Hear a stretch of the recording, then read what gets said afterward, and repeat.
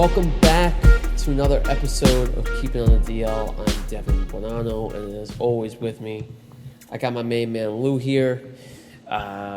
We knew that this was going to be a quiet time of the year once baseball ended. Football was going to take the spotlight. That's really what's happened here. But there was one big baseball story, Lou, that we forgot to get to last week, especially huge in the New York area. Finally, the New York Mets are getting out of their misery with the Wilpons. They have a brand new owner, the richest owner in sports, Steve Cohen. Yeah, Uncle Stevie, the $4 billion man coming in to save the Mets. The Mets who just, over the last few years, couldn't get over a hump where they had the pitching, but they just never had the hitting. And then this year it seemed that they had the hitting, but the pitching wasn't necessarily there all year. And now they're going to bring in Uncle Stevie. They're going to go out and get the guys that they need to compete for a title. And Met fans are extremely happy, and they should be. They should definitely be encouraged, excited, just ready to go for next season, and looking forward to this offseason, see what guys they can bring in. I think Springer is an absolute lock to go to the Mets this year. Connecticut kid from the tri-state area, just would be a perfect fit, wants to come back east.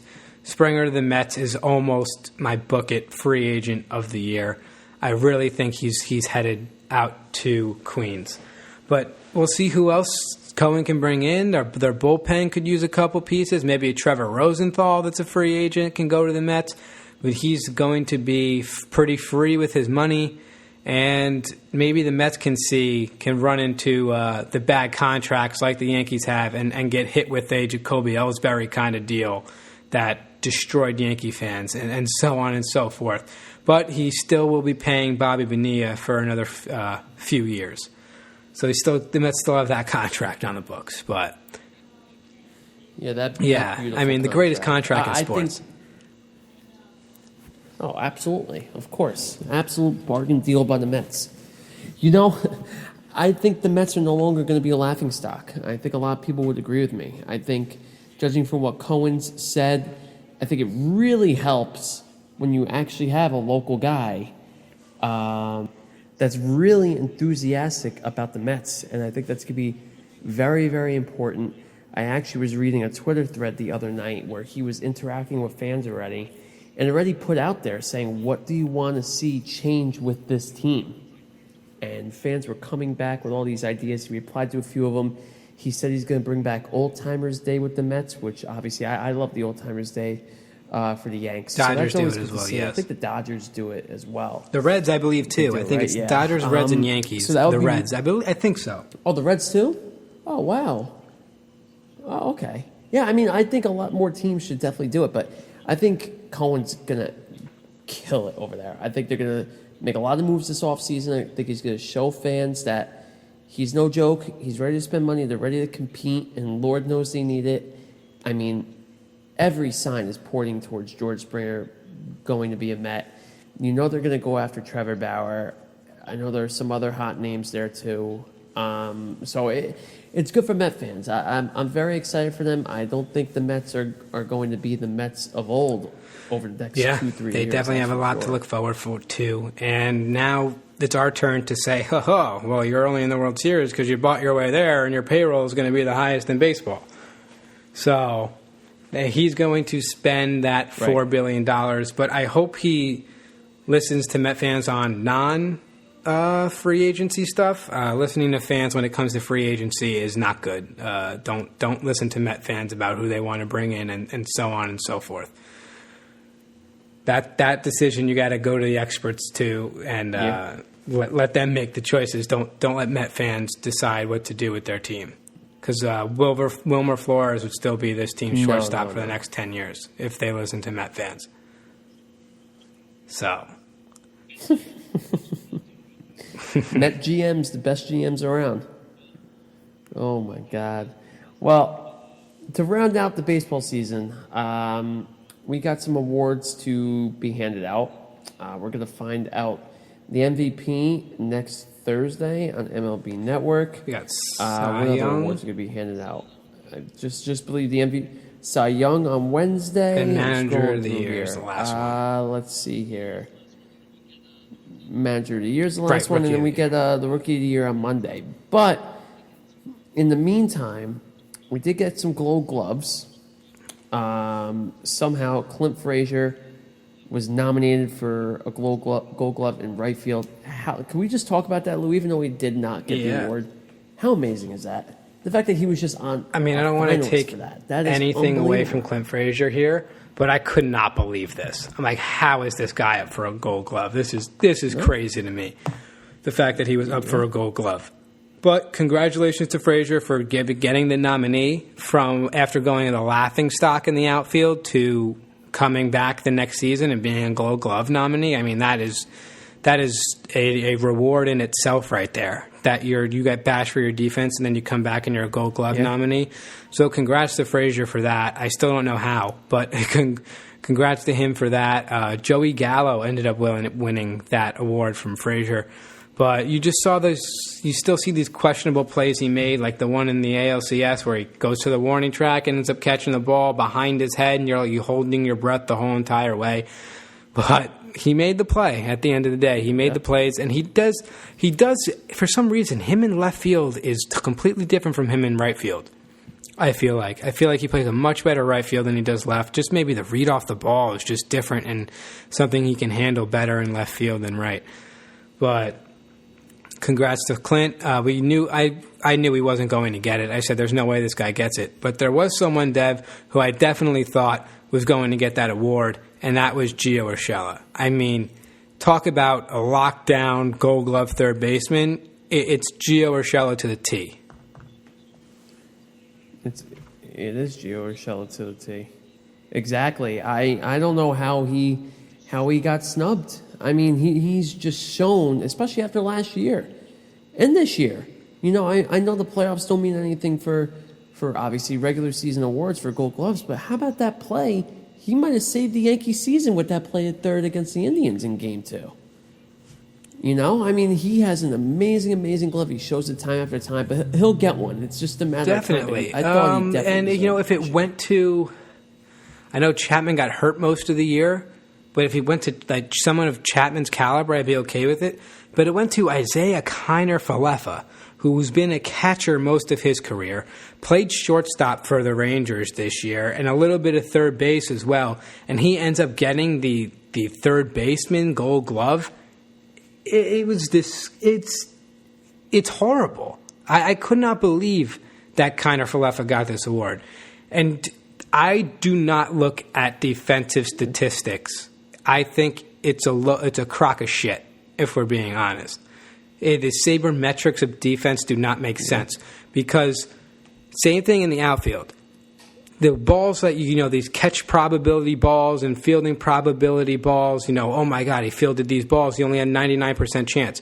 That 99% chance doesn't calculate for where you are in the field, if the ball was hit at you or not. If someone hits if Stanton hits a 107 mile an hour line drive to left field, right at the left fielder, and he catches it, that catch probability is the probability of a hit is 99.7, and the catch probability is like 0.3. But the ball was hit right at you. So I'm not going to take that 0.3 into consideration because you didn't have to move or do anything to make the play. So what that tells me is a ton of hard hit balls were hit to Kiner-Falefa at third base, and he was in the right position most of the time. Dev, I work at the network.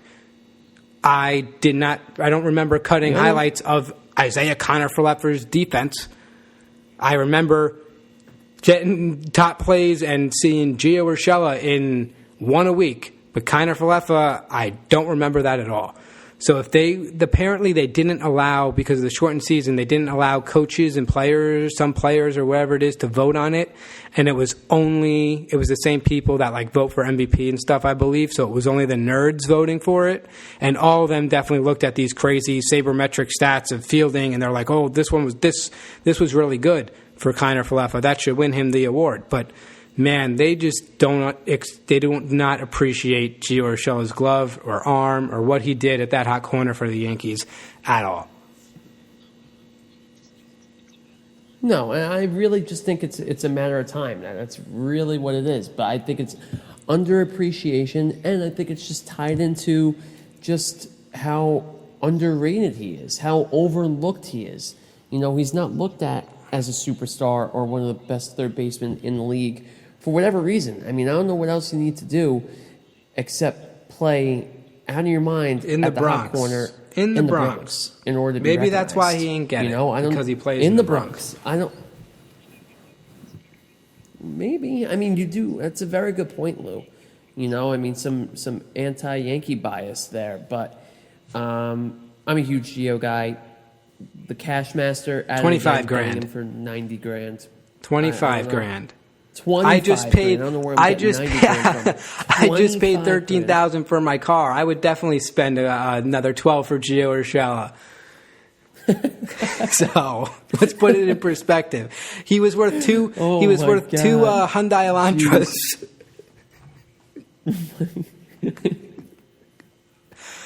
Oh God. Oh man, that's funny. But you really Of have course. to look at things like that, Unbelievable. Next up, some more Yankee news. Please, Lord, I hope he signs this. But LeMahieu got a qualifying offer from the Yankees. 18.9 is correct. 18.9 million, Lou. 18.9 for the qualifying offer. It would just be a 1-year deal. But anything just to lock up this guy, man. The top free agent on the market, the Yankees' number one priority. There is no way that he can get out of the Yankees' grasp. And every Yankee fan doesn't want to hear any other Yankee news besides DJ LeMahieu. That's a huge thing for the Yankees to bring him back. The only way that they don't bring him back is if they go out and get a shortstop and move Torres back to second base, and then they don't re-sign him and keep Luke Voit at first, or you re-sign LeMahieu and then trade Luke Voit from first. But there's a whole bunch of things that the Yankees can do, and Cashman's in for it. This is a tough year, a really tough year for Cashman to decide what he wants to do and the best way to move the directions in this team. But, talking about 2 Hyundais for Urshela, you're going to need 2 Rolls Royces for LeMahieu here.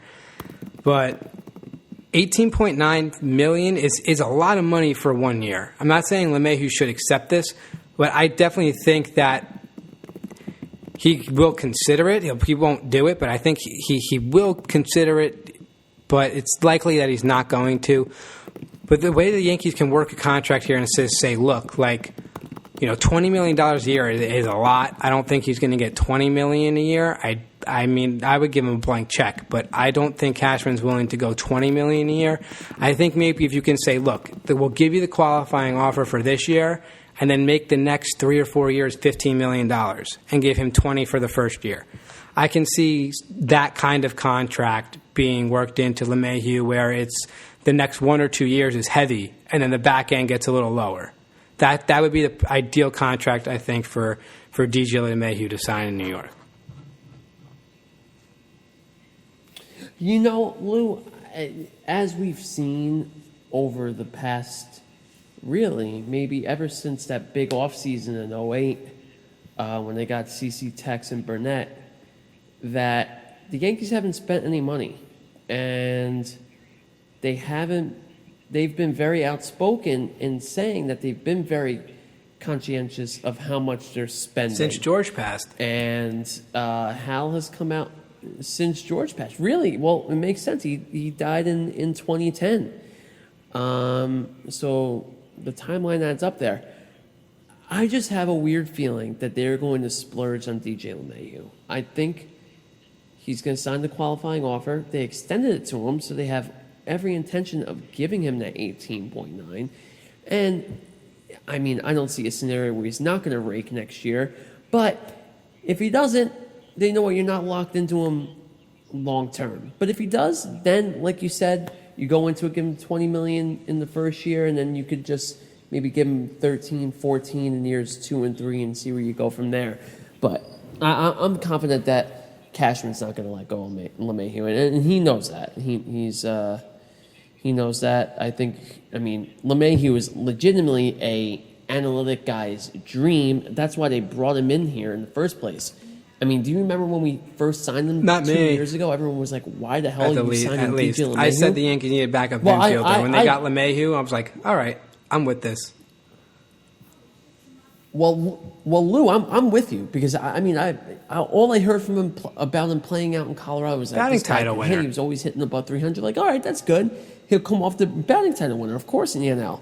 Coming off the bench, like you said, maybe playing 70 games, rotating in at second, but he's been the best player in the Yankees over the course of 2 years. This is not what they expected, and it was a very, very pleasant surprise. And they really only brought him in for analytics, really. So this had analytics signing all over the place. I think he's going to stay. I hope he does. Didn't start. I'm looking forward to didn't start in the Yankees deal lineup 2 opening days in a row. Low key, kind of funny because he was a backup on the first time, and the second time he had COVID and wasn't in the lineup against the Nationals. But yeah. But I do think the Yankees got to worry about whether they need a bullpen piece now, and starting pitching is Tanaka, Paxton gone. They're gonna need to bring in at least one arm, but I know that they're gonna try to get from within here with Montgomery, Schmidt, Garcia, those young guys. You got Herman and Severino coming back as well, but there's always room for starting pitching. Cashman will look out for that. But the bullpen pieces, Dev, we need a bullpen piece now because the Yankees declined the option on Tommy Kahnle. Some fans are sad to see it go. I'm sad that it happened, but I understand it. I definitely understand this. He had Tommy John surgery during the season. I believe in July he got the surgery. So that means he's done until July. Yeah. Then he has to rehab. He's not going to be back till August. And declining this option just made sense for the Yankees because they're only going to have him for August, September, and then the playoffs is what they would have him for. They wouldn't have him during the regular season. Maybe spend that money on a Trevor Rosenthal guy. Maybe take a shot on Betances now that he's going to be a free agent again this year. Just other options out there. I don't know what the Yankees are going to do. I don't even know what I want to do, but there are other options out there for the bullpen piece. But, are you sad to see Kahnle go? I am. I have loved him ever since that trade and when David, we got him and Frazier Robertson, in 2017 right? when we were making that push. And Robertson, too. Yeah, duh. All three of them, I forgot about Robertson in that trade, too. But, he was electric. He was such a personality. He was a great guy in the clubhouse.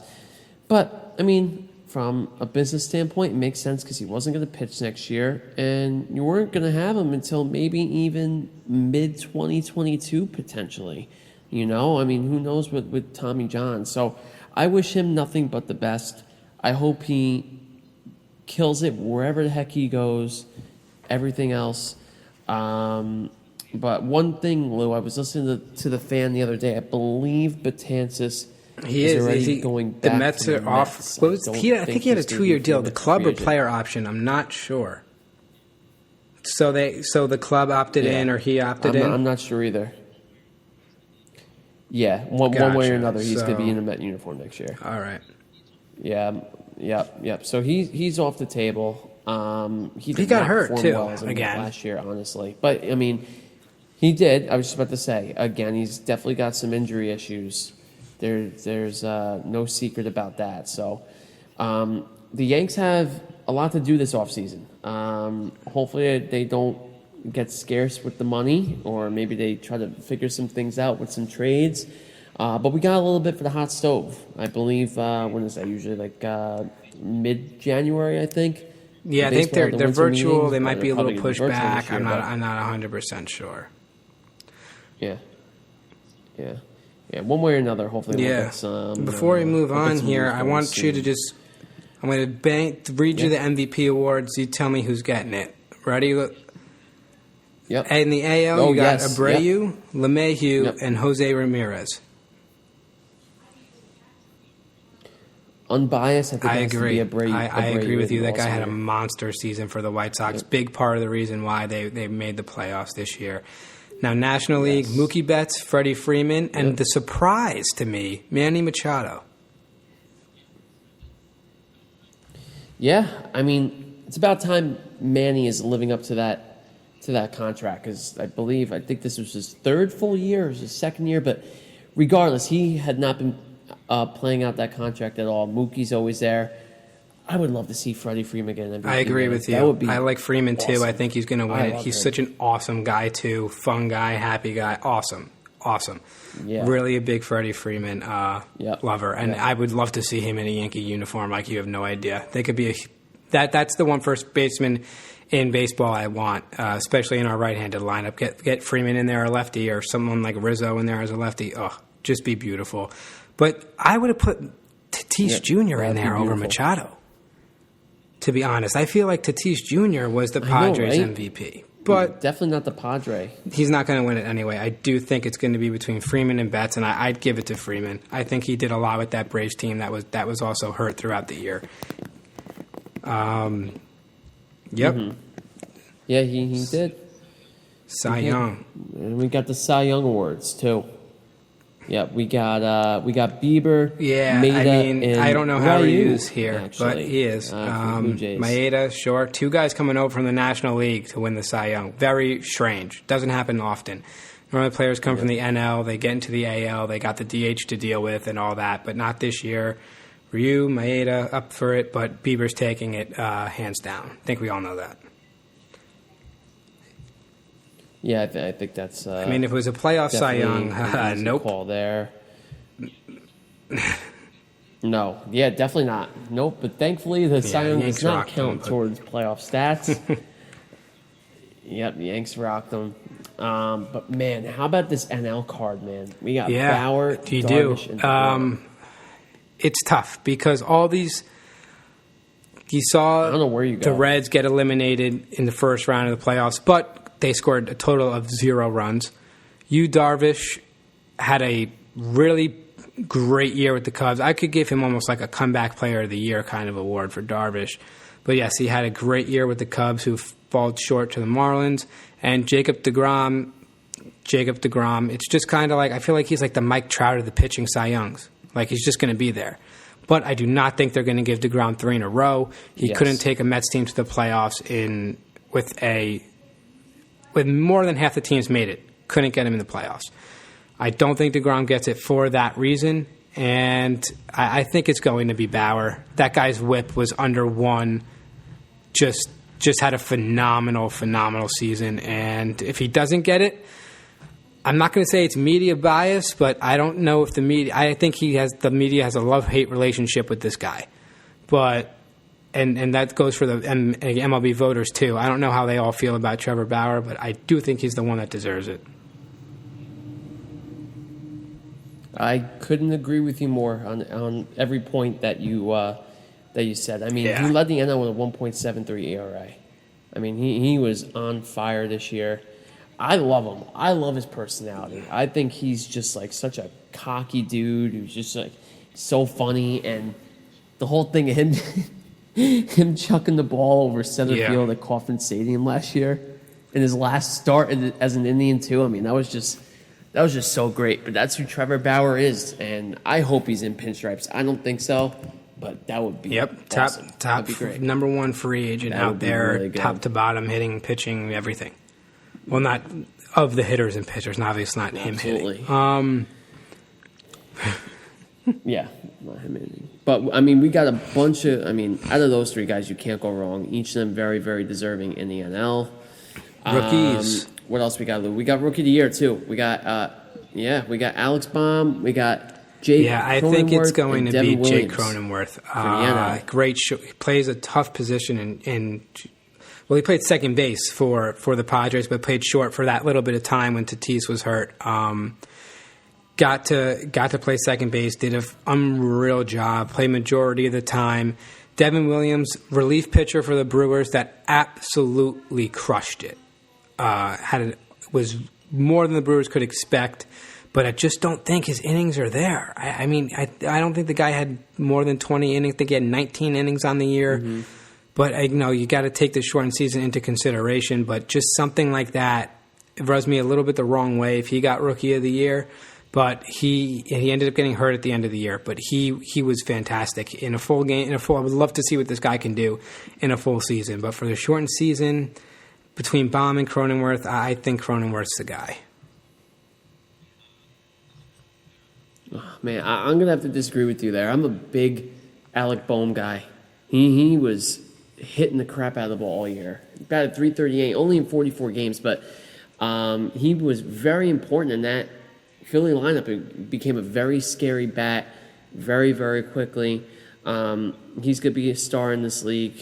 But, I mean, it's either going to be I just, for some reason, I just think the playoff teams have that edge. They have that edge a little bit when the voting comes in hand, if their team got to the playoffs or not. And the most hilarious to me Manager of the Year candidates: Kevin Cash, Charlie Montoyo, and Rick Renteria. Rick Renteria, talked about it last week, canned for Tony La Russa, is an AL Manager of the Year finalist. Is he going to win it? He would be the first Manager of the Year to not be coaching that team again in the following season. Has to be. I don't get that. I still don't understand why they canned him like that. Unfortunately, but I agree with you. I do think it has to be Cash. Not a good look for baseball, considering you're just going to pick the guy that's over analytical and breaks everything down into, Z's, X's, Q's, and all that nonsense. But I do agree with you. I think he's going to get it. But I'm so rooting for Rick Renteria to get this award. Yeah, that would be absolutely hilarious. Can you imagine if he got the award? that would be hilarious. Yes, National League now. That would be very funny. Dev, you got Mattingly, David Ross, and Jace Tingler. And Jace Tingler, yeah. I mean, it would be really cool to see Mattingly get the award. Setting Yankee fans aside, I mean, this guy has been through hell with the Marlins. It just seemed like he was just a ticking time bomb as far as just getting canned. And the Marlins stuck with him, and they had an NL worst 105-game loss season last year. And they were 2 games above 500 this year and made the playoffs, let alone won a postseason series. I agree. I think this is a slam dunk. I think Mattingly gets this 100%. He had to deal with COVID. He had to deal with guys that were on the 40-man roster that he barely even knew. I mean, getting that team to the playoffs in the NL East too, over the reigning champs, the Nationals, over the Phillies with Girardi and that high-powered lineup. Granted, Girardi didn't have the pitching pieces, and the Mets, who are always supposed to be, Brody's lingo, come and get us. I mean, they're the ones that go. I mean, the Braves are powerhouses, but they're the number 2 in the NL East. Gotta be the Marlins. Projected to be the worst team in baseball. It's gotta be Don Mattingly. What a year! What a year! It has to. Absolutely. Very, very deserving for Mattingly, and I definitely hope he gets it. And we'll find that out. Big week next week. Tuesday. We got. I think we have the NBA NBA draft is next week or the following week. Big week. I think so. I think next week. And speaking of, I guess I'll lead us into this next thing really quick. The NBA. Yep. Yeah, go ahead. Since we mentioned it, I believe the draft is next week, and not much to talk about, but the player reps are expected to approve a December 22nd start to the season tomorrow, Thursday, with a 72-game schedule. I think this is perfect. This is right. The NBA did this right. They're getting this right. They need to get this show on the road here. Opening, I think you can have maybe the first game on December 22nd, but then have some days open up Christmas Day. I think that'd be ideal for the NBA, just to get it going on that date. Yeah, I like this December 22nd start. I mean, I think it's still but that's what I'm saying. You know how the MLB does the the Yankees and the Nationals started off with one game. Maybe they just throw Lakers, Warriors, December 22nd, and then have the rest of the NBA open up on Christmas or something. Yeah. They could do that. They could definitely do that. Definitely a possibility. Obviously, the NBA does own Christmas Day every year. There's been a lot of backlash on starting on the 22nd over the course of the few weeks that I've been reading. Not a lot of players are happy with it. I'm still a fan of having the whole league start on the 25th. Like, I'm very, very excited for the NHL. Hoping. It looks like they're going to start on New Year's Day. I think that's a really For my work, too, fingers hoping. crossed, obviously. Yeah, exactly, right? Yeah, for you too.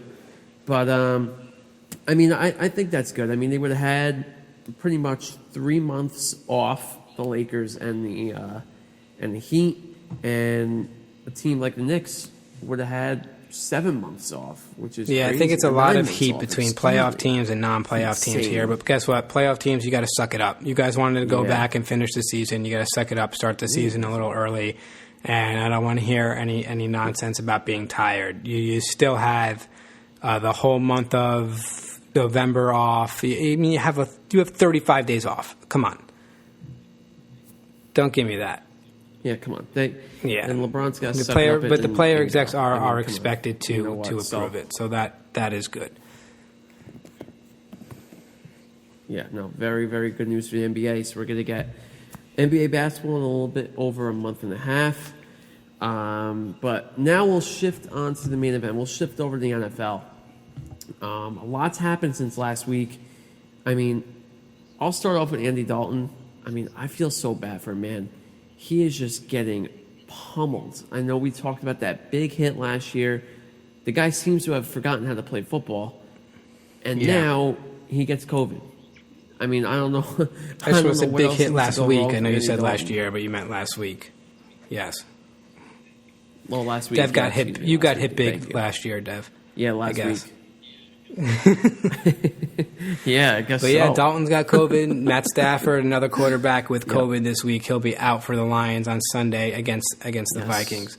Dalton being out. I mean, he was out last week, and the Cowboys look absolutely atrocious. They're jet level bad without Dak Prescott, and Ezekiel Elliott does not look the same against with a under average offensive line, sub average offensive line. Doesn't look as great, but I think the Cowboys are the second worst team in football now with their injuries and so on and so forth. But does not help Dalton having COVID, and those are your COVID moments of the week, I guess. I think a couple other people. Kendrick Bourne tested positive for the Niners, but it looks like the game's still set to play on Thursday, tomorrow on Thursday. And I think, there's a couple teams that shut down facilities, but they were on their bye weeks. Yeah, it seems to be a regularity now. As long as you just get the games in, everything is okay. Next up with some NFL news.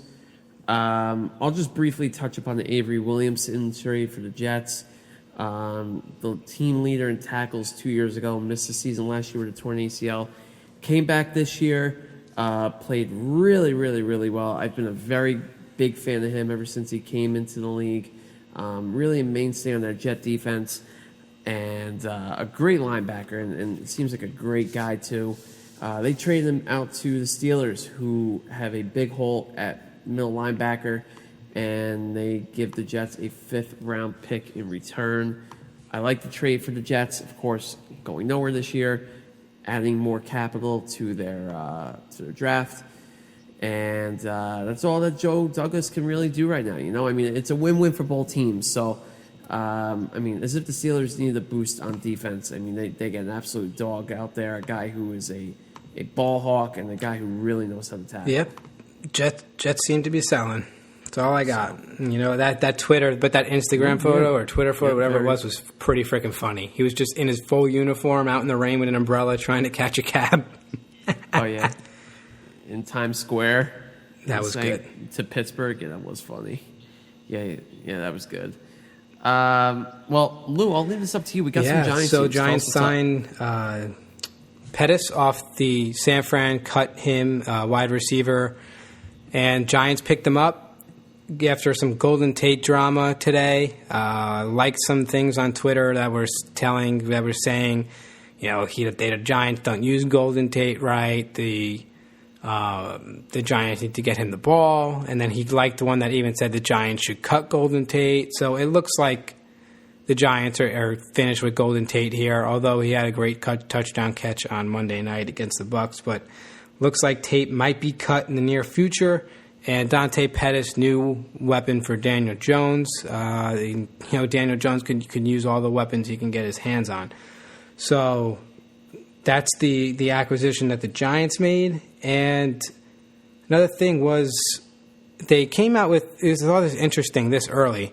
They're saying that they have their eyes on Nick Caserio, a Patriots executive, to potentially take over Dave Gettleman's job if the Giants, I guess, have less than 3 wins this year and can't win a bizarre NFC East where I do feel that they're the best team, but doesn't matter what I think. But just interesting, they're talking about Nick Caserio, a Patriots executive, maybe some guy that Joe Judge thinks very, very high of, to bring into New York and take over the GM duties for Dave Gettleman. We'll see if that happens at the end of the year, but that is just a name to look out for. Yeah, definitely might have some big Giant changes at the end of the year. But, I mean, Joe Judge has been, at least for me, I think he's been exceeding expectations. I mean, if he was exceeding expectations, they would have won a few of the games that were closer. Then he'd be exceeding expectations. But in terms of how he has this team playing, that you can say has exceeded expectations of how hard the team is playing and what the team looks like. But for me to say, like, at the end of the season, he exceeded my expectations, but if he only has between 1 and 4 wins, I'll kind of be like, not really. You needed to hit that, like, 6. That's 6 to 7, 8 wins. That would have exceeded my expectations, but it's not an underperformance, but yes, I would love that the Giants have their coach.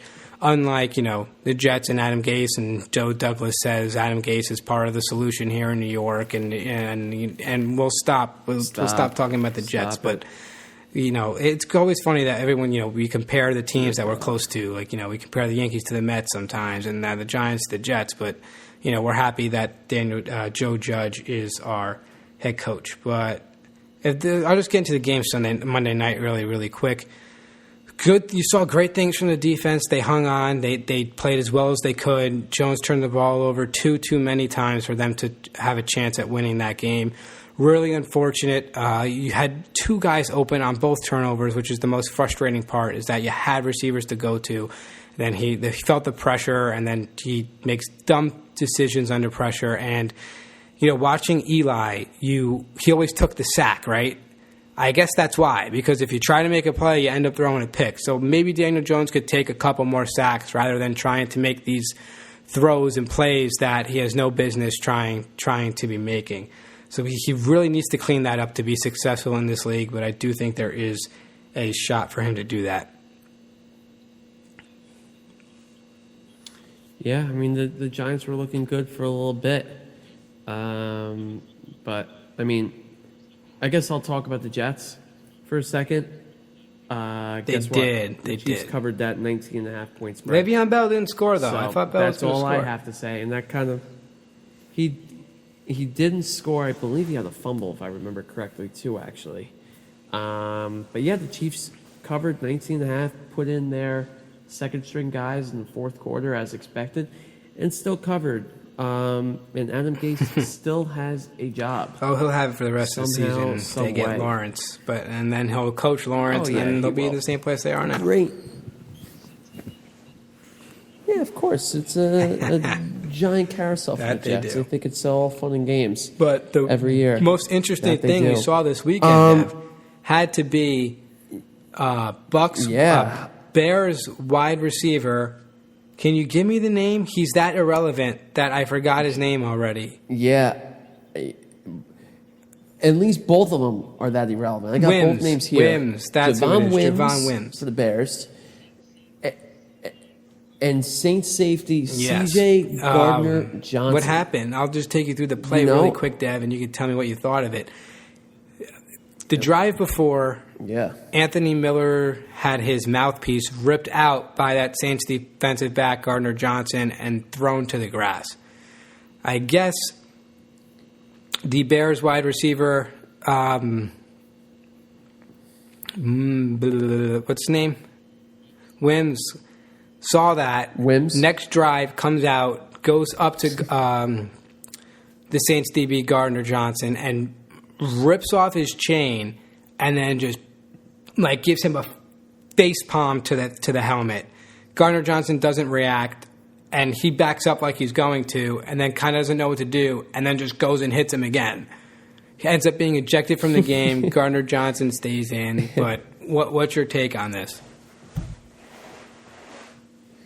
Dude, that really was one of the most wild things I've seen happen to him in a very, very long time.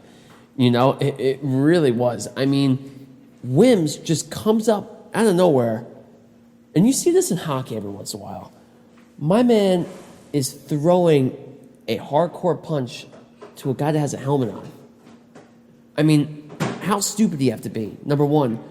Number two, he just came up right behind him, completely out of nowhere, and Gardner Johnson just didn't even know what to do at all.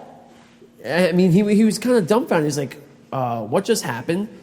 And then Wims just went out and just hit him again.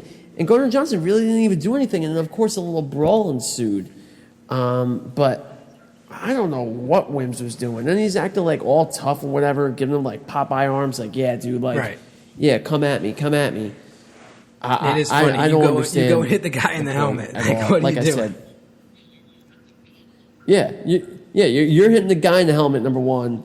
Number two, all you got is a catching glove, I guess you can call it, right? Yeah, they're almost like batting gloves. Whatever they wear, receivers. And you're throwing a punch. You don't have this boxing glove on. Yeah, exactly. And clearly didn't have a boxing glove on. I mean, just stupid all around. So, I mean, I believe he. I don't see. I feel like he should have got 6. So I don't think he's getting this at all. He took my friend's mouthpiece. I definitely agree with you too. But just that's how Goodell's gonna love that. Goodell's gonna eat that up. Be like, yeah, all right, yeah, no, I understand. I hate it when people see my mouthpieces too when I punch them in the face. So all right, with a helmet on. Last segment now. So here we go. Yeah. Well, hold on, real quick. We got some big news too. Joe. Yeah, no, we got Joe. we got Joe's, we got Donald's on the mind. Yeah, exactly. We got Joe's and Donald's on the mind. Everything on the mind. Jeez, but I mean, do you feel bad for the Niners with everything they've gone through this year? I mean, they must have some sort of curse on them. They must have done something in Miami. It does feel it does feel like they're a little bit cursed. It feels like I'm watching the Yankees of San Fran, right? A little bit. All these guys are getting hurt out in San Fran. Do I necessarily feel bad? They're just coming off a Super Bowl. I don't feel that bad.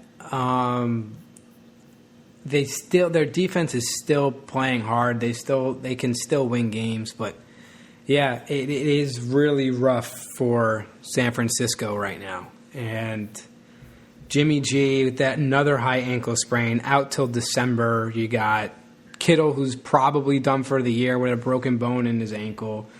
So yes, so San Fran definitely is in some rough shape. But I feel for them a little bit, but not a whole lot. But the way that they should look at this is we're in the toughest division in football here. And this, you can just kind of look at it and go, not their season. You got the Seahawks with 1 loss.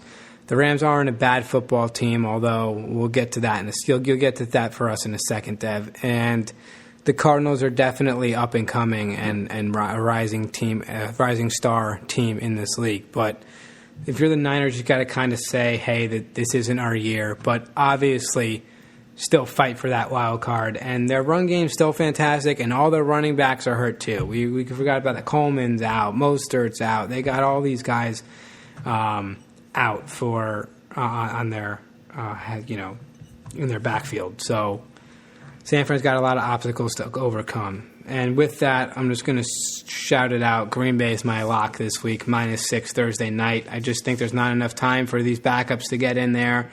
create a game plan and take down Aaron Rodgers and the Packers. I like them -6 coming off a horrible loss to the Vikings. Yeah, I agree with you. I love that pick too. I believe I took them at -5 yesterday, so I'm really happy about that line moving.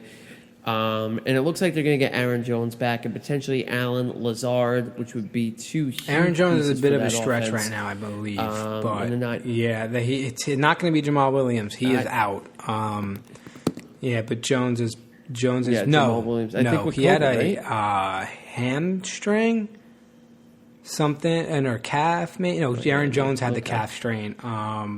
Jamal Williams is out with I think a groin or hamstring issue. But yeah, Jones might be back, or I think Aaron Dexter Jones Williams might be there. But I don't know. questionable. I think his name's Dexter, the third string running back. But I don't think it really matters who runs the ball for the Packers. They got Aaron Rodgers against the San Fran team that's way more suspect to the pass. I know I couldn't say it, so I just said suspect to the pass than they are the run. It works. Right.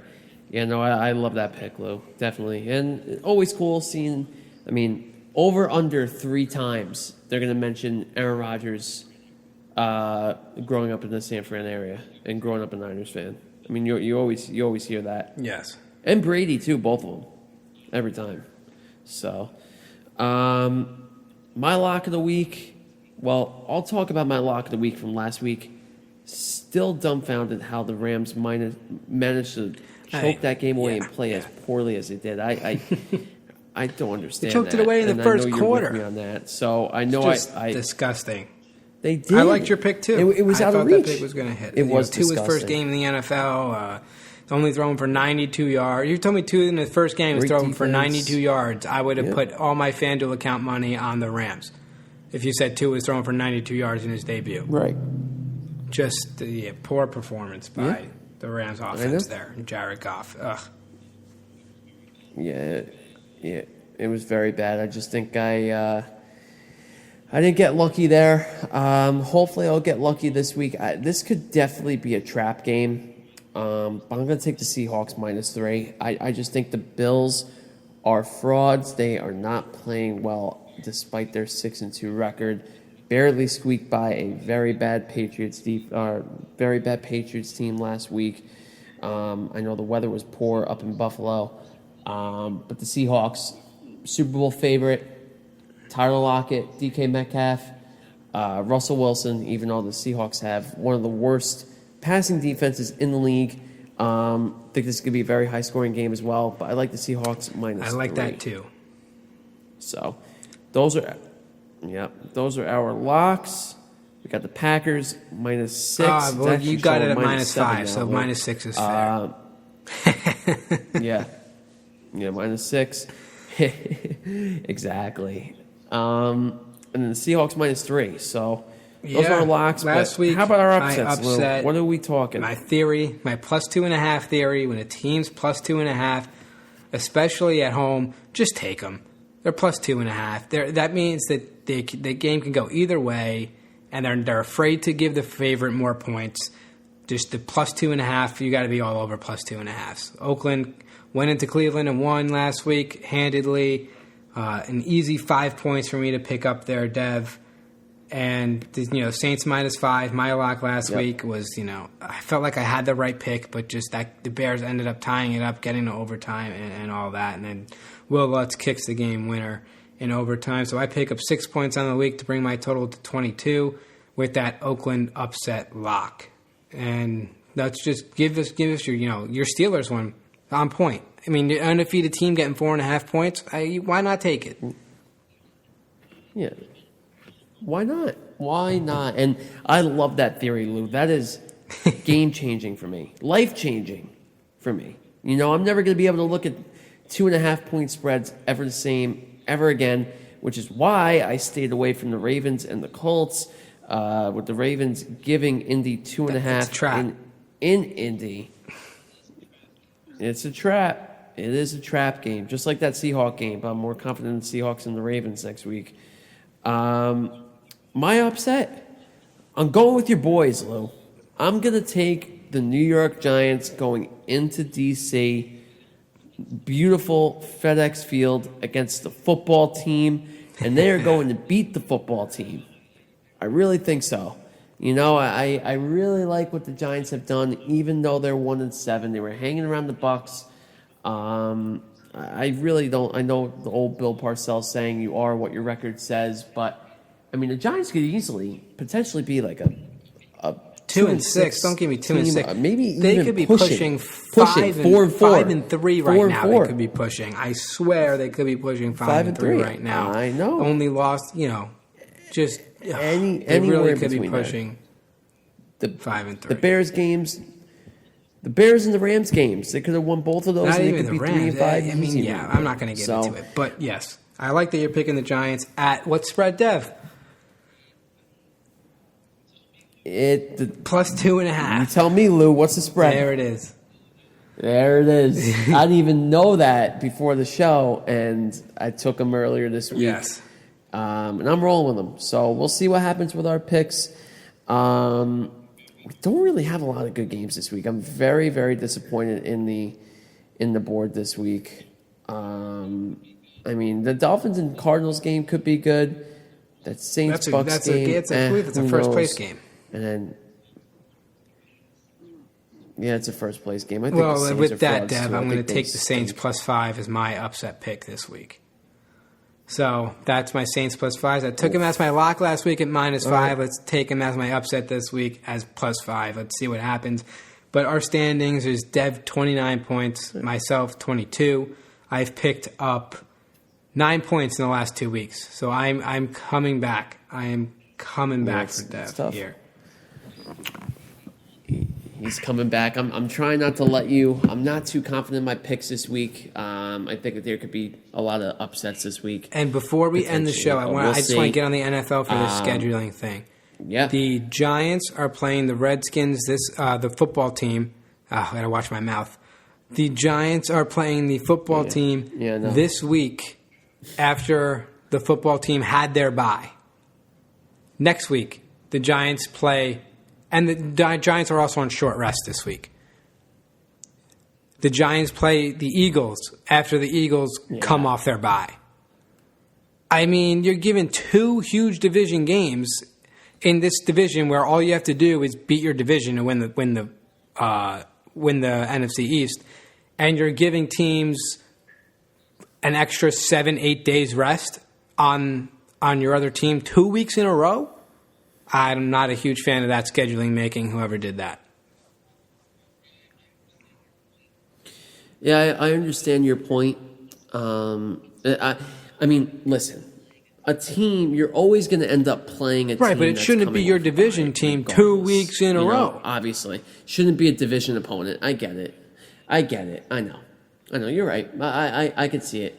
Look, I don't think that you should play a division opponent coming off a bye. Unless you're both coming off buys. Those division games just mean too much.